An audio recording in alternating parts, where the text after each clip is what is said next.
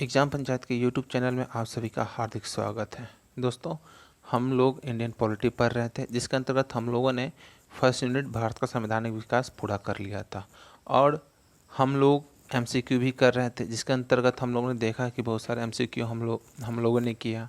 और उसके बाद आपकी तैयारी हेतु घटनाचक्र सीरीज़ लेकर आए हूँ आप लोगों के पास। तो उसका एक फर्स्ट पार्ट हो चुका था, अब सेकेंड पार्ट आ रही है आपके सामने। तो चलिए आज का एमसीक्यू सेशन स्टार्ट करते हैं। दोस्तों, स्टार्ट करने से पहले आप लोगों को बता देना चाहता हूं, यदि आप इस चैनल पर नए हैं तो हमारे चैनल को लाइक कीजिए, सब्सक्राइब कीजिए और अच्छा लगे तो अपने दोस्तों के साथ शेयर भी कीजिए। हाँ, और एक और बात, यदि आपको यह क्लास अच्छी लगती है तो कमेंट के थ्रू आप अपना ओपिनियन रख सकते हैं। और किसी प्रकार की समस्या आती है तो आप हमारे टेलीग्राम चैनल जिसका नाम है एग्ज़ाम पंचायत, वहाँ पे जाके आप हमसे क्वेश्चन पूछ सकते हैं। तो चलिए हम लोग आज का क्लास स्टार्ट करते हैं। तो आज का पहला सवाल है, निम्नलिखित में से किस अधिनियम के अंतर्गत भारतीय विधान परिषद को बजट पर बहस करने की शक्ति प्राप्त हुई? ऑप्शन नंबर ए है भारतीय परिषद अधिनियम 1861। ऑप्शन बी है भारतीय परिषद अधिनियम 1892। सी ऑप्शन है भारतीय परिषद अधिनियम 1909। डी ऑप्शन है भारत शासन अधिनियम 1919। तो दोस्तों, आप लोग ऑप्शन को ध्यान पूर्वक पढ़िए और बताइए कि इसमें से कौन सा ऑप्शन सही ऑप्शन है। चलिए दोस्तों, इसका आंसर जानने की कोशिश करते हैं कि इसका आंसर क्या होगा। तो दोस्तों, जैसा मैंने बताया, निम्नलिखित में से किस अधिनियम के अंतर्गत भारतीय विधान परिषद में बजट पर बहस करने का अधिकार प्राप्त हुआ था? तो इसका सही आंसर हो जाएगा भारत परिषद अधिनियम 1892 के जरिए भारतीयों को बजट पर बहस करने का अधिकार दिया गया था। लेकिन इसके साथ एक कंडीशन यह था कि बहस तो कर सकते थे, लेकिन उस पर मतदान नहीं कर सकते थे, मताधिकार की शक्ति प्राप्त नहीं थी। तो चलिए, यह हुआ फर्स्ट क्वेश्चन। हम लोग अब चलते हैं सेकेंड क्वेश्चन की ओर। सेकेंड क्वेश्चन है, ब्रिटिश में सांप्रदायिक प्रतिनिधित्व की व्यवस्था निम्नलिखित में से किस अधिनियम के द्वारा की गई? तो दोस्तों, यहाँ पे ऑप्शन ए है भारतीय काउंसिल अधिनियम 1892। ऑप्शन 2 है मिंटो मार्ले सुधार 1909। ऑप्शन सी है मोंटेग्यू चेम्सफोर्ड सुधार 1919। डी है भारत शासन अधिनियम 1935। तो दोस्तों, इस क्वेश्चन को आप लोग पढ़िए अच्छे से और इसका आंसर दीजिए कि इसका राइट ऑप्शन क्या होगा। ऑप्शन ए है भारतीय काउंसिल अधिनियम 1892। ऑप्शन बी है मार्ले मिंटो 1919। ऑप्शन सी है मोंटेग्यू चेम्सफोर्ड सुधार और डी है भारत शासन अधिनियम। तो आप लोग पढ़िए और बताइए कि इसका सही आंसर क्या है। तो चलिए दोस्तों, इसका आंसर जानने की कोशिश करते हैं।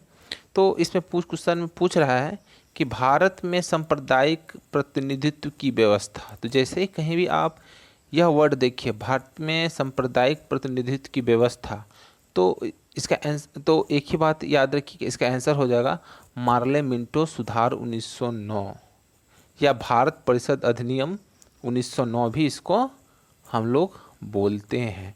तो चलिए, इसमें क्या था सांप्रदायिक प्रतिनिधित्व व्यवस्था में? तो इस व्यवस्था में जो चुनाव व्यावसायिक और सांप्रदायिक प्रतिनिधित्व प्रणाली के आधार पर होने लगा, जिसमें यह था कि मुसलमानों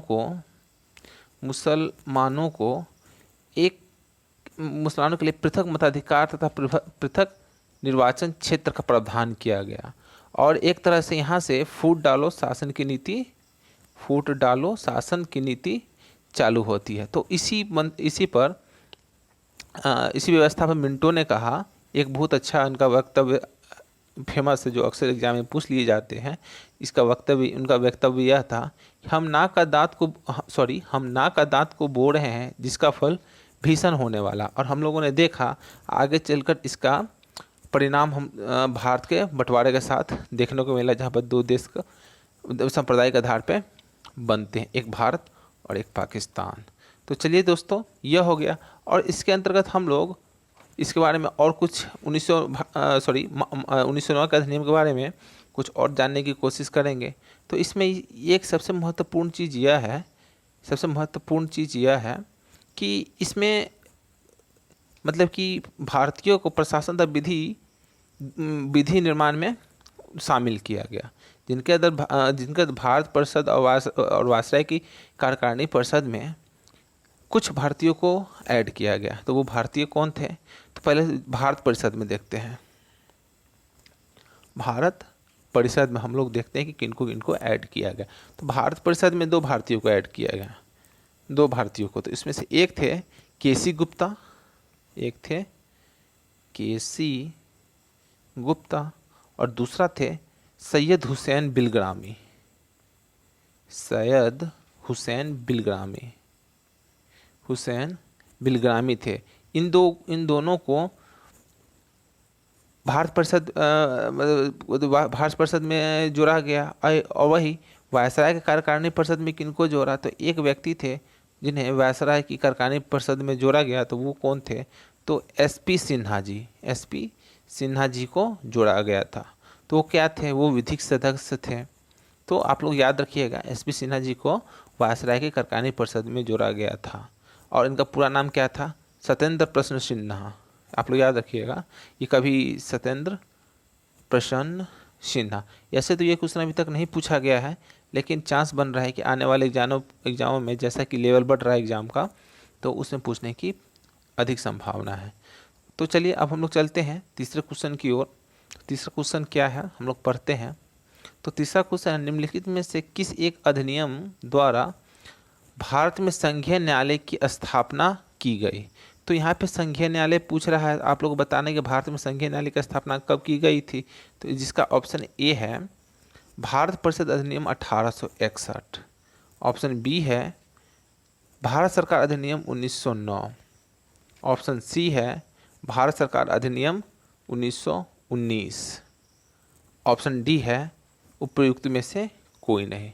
तो आप लोग इसको अच्छे से पढ़िए और इसका आंसर बताइए कि इसका आंसर क्या हो सकता है। तो अच्छे से क्वेश्चन पढ़िए, तभी जाकर इन ऑप्शनों में आपको आंसर मिल पाएगा। ध्यान से पढ़िए। तो पहले क्वेश्चन क्या बोल रहा है कि किस अधिनियम द्वारा संघीय न्यायालय की स्थापना की गई। दोस्तों हम लोगों ने एक देखा था 1773 के रेगुलेटिंग एक्ट के जरिए 1774 में कलकत्ता में हाई कोर्ट स्थापित होता है और सर एलिजा इम्पे इनके न्यायाधीश बनते हैं। अब इसमें पूछ रहा है संघीय न्यायालय की स्थापना के बारे में पूछ रहा है। तो दोस्तों मैं बता देना चाहता हूं, जो संघीय न्यायालय की स्थापना होती है 1935 के अधिनियम के जरिए होती है। और स्थापना कब होती है? 1 अक्टूबर 1937 को होती है। तो कहाँ होती है? तो दिल्ली में होती है। और वो कहाँ था? तो कलकत्ता में था। तो ये चीज़ हो गया। और इनके मुख्य न्यायाधीश कौन थे? तो इनके जो पहले मुख्य न्यायाधीश बनेंगे सर मैरिस गैवियर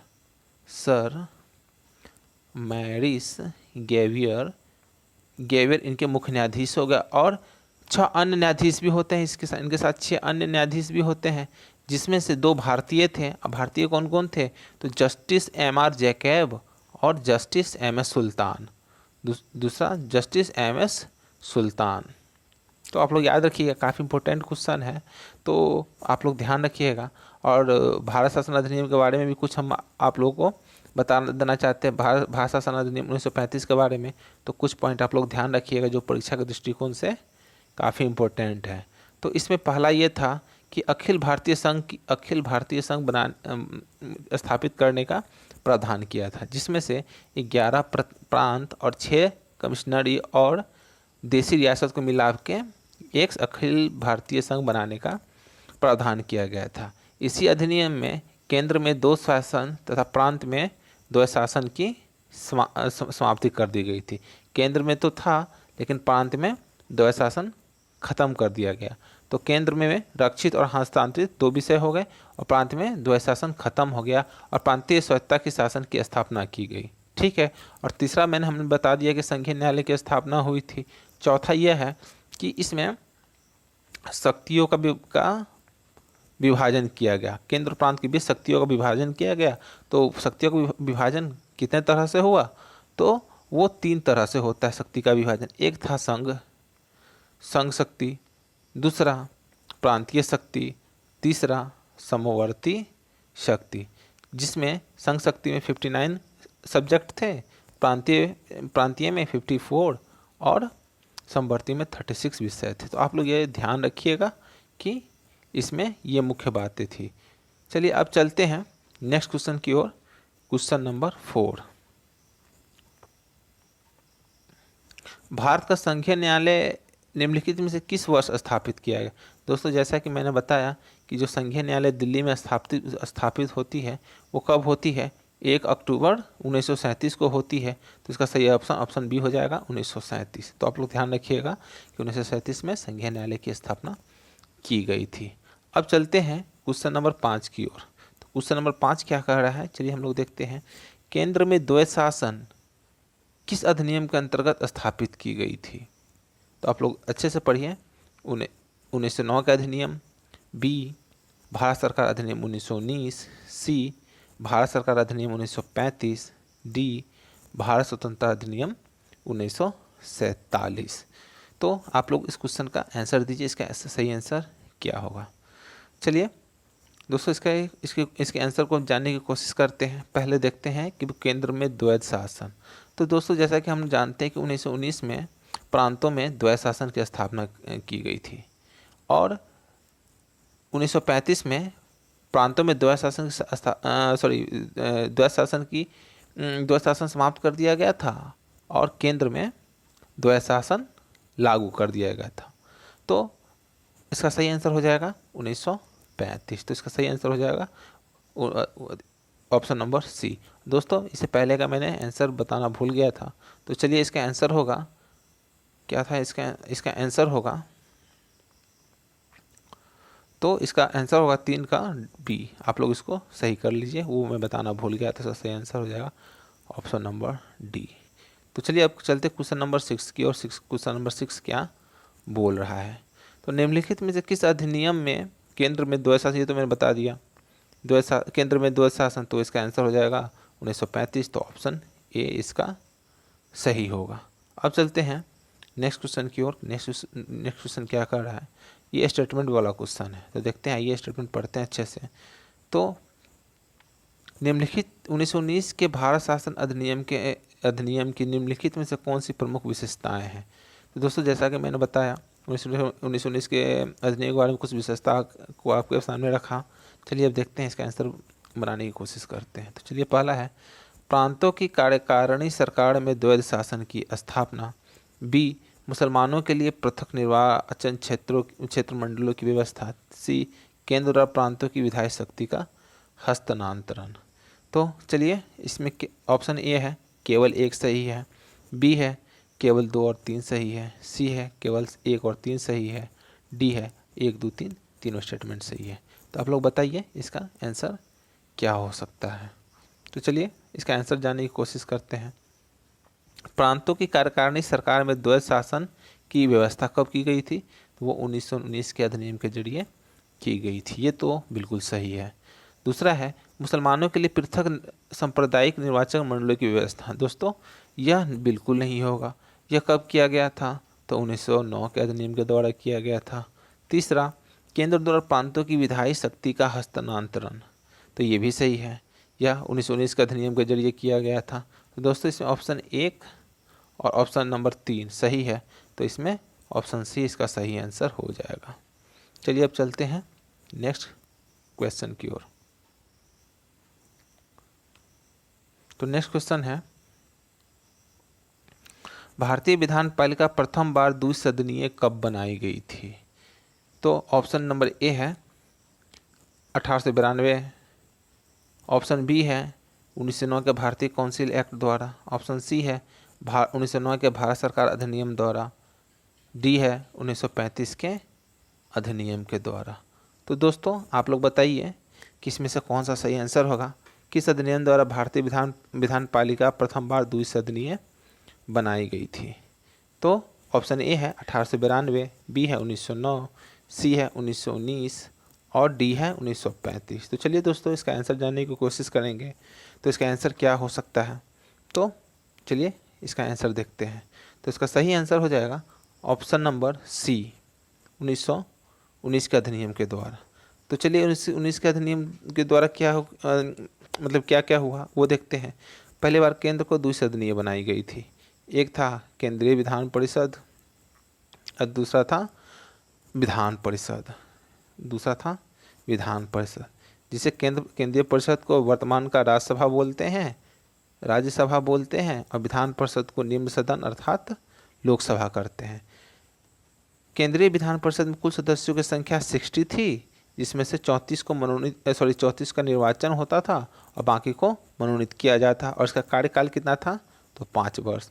वही केंद्रीय विधान पालिका में सदस्यों की संख्या कितनी थी? तो टोटल 145 थी, जिसमें से 104 का निर्वाचन होता था और इसका कार्यकाल कितना था? तो 3 वर्ष हुआ करता था। दोस्तों, यह डाटा जो मैंने बताया वो परीक्षा के दृष्टिकोण से काफ़ी महत्वपूर्ण है, आप लोग इसको ध्यान में रखिएगा। तो चलिए, इसका सही आंसर क्या हो गया?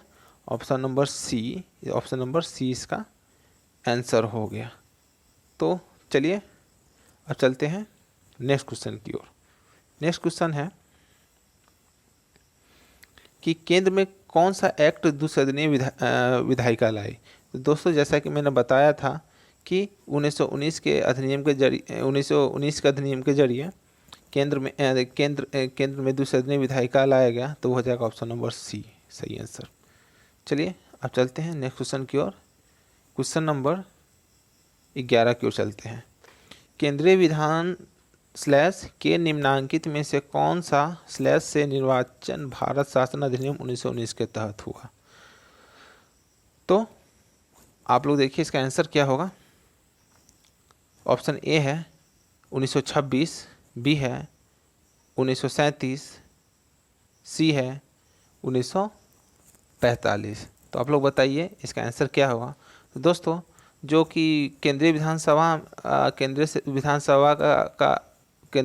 का निर्वाचन भारत सरकार अधिनियम 1919 के द्वारा हुआ, तो वह 1926 का इलेक्शन और 1945 का इलेक्शन। तो ए एंड सी इसका सही आंसर है। देखते हैं इसका सही आंसर क्या है। तो ए एंड सी, इसका ऑप्शन सी सही आंसर होगा। तो आप लोग ध्यान रखिएगा कि इस क्वेश्चन का आंसर आप लोग ध्यान रखिएगा। अब चलते हैं क्वेश्चन नंबर 12 की ओर। निम्नलिखित में से किस अधिनियम द्वारा संवैधानिक निरंकुशता का सिद्धांत प्रवृत्त किया गया? ऑप्शन नंबर ए है 1909 के अधिनियम 1909 का भारतीय काउंसिल अधिनियम, बी है 1919 का भारत सरकार अधिनियम, सी है 1935 का भारत सरकार अधिनियम, डी है 1947 का भारतीय स्वतंत्रता अधिनियम। तो दोस्तों, आप लोग इस क्वेश्चन को अच्छे से पढ़िए और बताइए कि किस अधिनियम द्वारा संवैधानिक निरंकुशता का सिद्धांत प्रतिपादित किया गया था। तो चलिए दोस्तों, इसका आंसर जानने की कोशिश करते हैं कि इसका सही आंसर क्या है। तो चलिए दोस्तों, इसका सही आंसर हो जाएगा भारत सरकार अधिनियम 1935 के द्वारा संवैधानिक निरंकुशता का संविधान प्रवृत्त किया गया। तो चलिए अब हम लोग कुछ 1935 के बारे में जान लेते हैं। तो यह सबसे बड़ा दस्तावेज था और सबसे जटिल दस्तावेज था। दूसरी बात इसमें यह था कि एक भारतीय संघ की स्थापना का प्रावधान किया गया था। जैसा कि मैंने बताया, केंद्र में द्वैध शासन लगाया गया और प्रांत में जो द्वैध शासन था उसे समाप्त कर दिया गया। प्रांतीय स्वायत्ता शासन की स्थापना किया गया। चौथा हो जाएगा संघीय न्यायालय की इस एक्ट के द्वारा स्थापना किया गया। 5वां हो जाएगा शक्तियों का विभाजन किया गया, जो क्रमशः संघीय, प्रांतीय और संवर्ती आधार पर किया गया। और इसमें यह होगा कि 1935 में इसी अधिनियम के द्वारा वर्मा को भारत से अलग कर दिया गया। उड़ीसा व सिंध प्रांत का निर्माण भी इसी अधिनियम के द्वारा किया गया।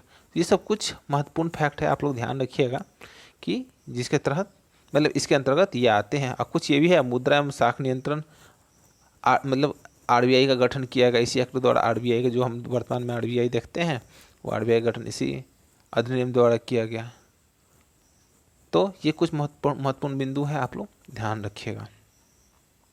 चलिए अब चलते हैं क्वेश्चन नंबर 13 की ओर। भारत में संविधान केंद्र और राज्यों के बीच किया गया शक्तियों का विभाजन इसमें से किसमें उल्लिखित योजना पर आधारित है? तो चलिए इसका ऑप्शन ए है पार्लियामेंटो सुधार, ऑप्शन बी है मोंटेग्यू चेम्सफोर्ड अधिनियम, सी ऑप्शन है भारत सरकार अधिनियम 1935, डी है भारतीय स्वतंत्रता अधिनियम 1947। तो दोस्तों इसमें क्वेश्चन पूछ रहा है कि केंद्र और राज्यों के बीच का शक्तियों का विभाजन, तो शक्ति पूछ रहा है, तो इसका आंसर हो जाएगा ऑप्शन सी, 1935 के अधिनियम के द्वारा शक्तियों का विभाजन किया गया।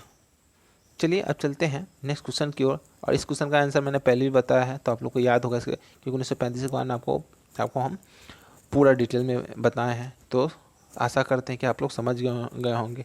और दोस्तों यदि आपको यह वीडियो अच्छा लगता है तो आप इसे सब्सक्राइब कीजिए और दोस्तों के साथ शेयर भी कीजिए और लाइक भी कीजिए।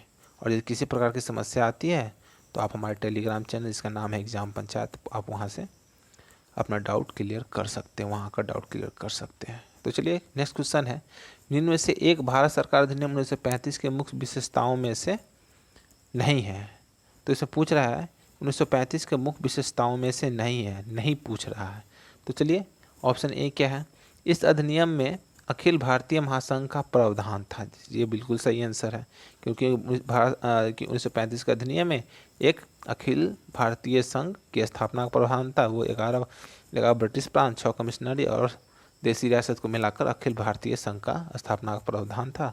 तो ये सही है। बी है, अवशिष्ट विषय प्रांतीय विधायिका को आवंटित किए गए। दोस्तों 1935 के अधिनियम के जरिए जो अवशिष्ट शक्तियाँ थी वो वायसराय को दी गई थी, ना कि विधायिका को आवंटित की गई थी। तो ये ऑप्शन गलत है। तो ऑप्शन दोस्तों सेकंड ऑप्शन में इसका आंसर मिल गया, इसलिए इसका आंसर हो जाएगा ऑप्शन बी। तो देखते हैं क्या है इसका आंसर। तो हाँ दोस्तों इसका बी आंसर होगा। तो आप लोग ध्यान रखिएगा, इसका आंसर बी होगा। अब चलते हैं नेक्स्ट क्वेश्चन की ओर। नेक्स्ट क्वेश्चन क्या कर रहा है, एक संघीय व्यवस्था और केंद्र में द्वैध शासन भारत में लागू किया गया था। तो ऑप्शन ए है 1909 के अधिनियम के द्वारा, 1919 के अधिनियम के द्वारा, 1935 के अधिनियम द्वारा, उपर्युक्त में से कोई नहीं। तो दोस्तों जैसा कि मैंने बताया, केंद्र में द्वैध शासन कब लगा था, तो 1935 के अधिनियम के द्वारा लगा हुआ था। तो इसका सही आंसर क्या हो जाएगा, 1935 के अधिनियम के द्वारा केंद्र में द्वैध शासन भारत में लागू किया गया था। चलिए अब चलते हैं नेक्स्ट क्वेश्चन की ओर। तो नेक्स्ट क्वेश्चन क्या है, अखिल भारतीय महासंघ स्थापित करने का प्रावधान शामिल किया गया था।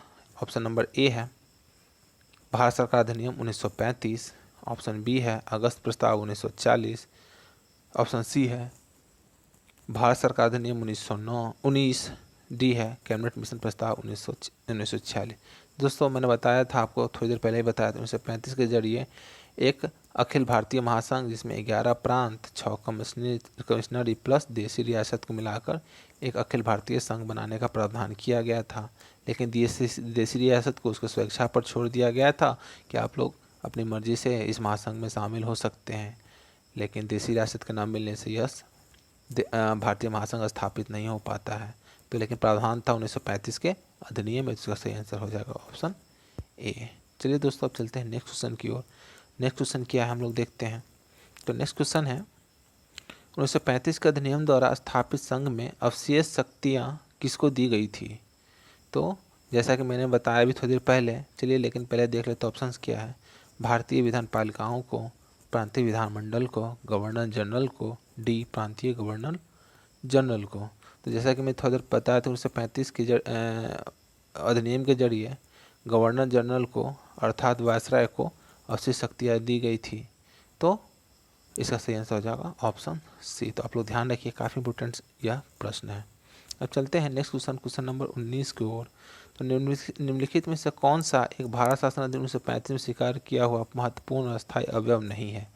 तो हम लोग अवयव नहीं है उसको देखना है। देश के लिए लिखित संविधान हो, बी विधानमंडल के निर्वाचित एवं जवाबदेह प्रतिनिधि, सी है एक संघ की योजना पर विचार, डी है विधानमंडल के लिए सरकारी सदस्य को संवाचित किया जाना। तो दोस्तों बताइए कि इसका आंसर क्या होगा। तो क्वेश्चन पूछ रहा है निम्नलिखित में से कौन सा एक भारत शासन अधिनियम 1935 में स्वीकार किया हुआ और अस्थायी अवयव नहीं। दोस्तों इस क्वेश्चन का इस क्वेश्चन को मैंने अपने पहले जो MCQ कराया था उसमें भी ये क्वेश्चन करवाया था, जो काफ़ी VVI था। तो आप लोग वहाँ पर भी आप लोग को याद होगा कि इसका ऑप्शन ये होगा कि देश के लिए लिखित संविधान, जो कि एक महत्वपूर्ण और अस्थायी अवयव नहीं था। चलिए अब चलते हैं क्वेश्चन नंबर 20 की ओर। 1935 का गवर्नमेंट ऑफ इंडिया एक्ट क्यों महत्वपूर्ण है? चलिए क्यों महत्वपूर्ण है देखते हैं। एक भारतीय संविधान का प्रमुख स्रोत है, इसके द्वारा भारत को स्वतंत्रता मिली, इसमें भारत विभाजन उल्लेखित है और इसके द्वारा रियासतें समाप्त कर दी गई। दोस्तों ये तीन चीज़ बिल्कुल गलत है, तो इसका आंसर हो जाएगा ऑप्शन नंबर ए सही होगा। दोस्तों चलिए अब चलते हैं नेक्स्ट क्वेश्चन की ओर।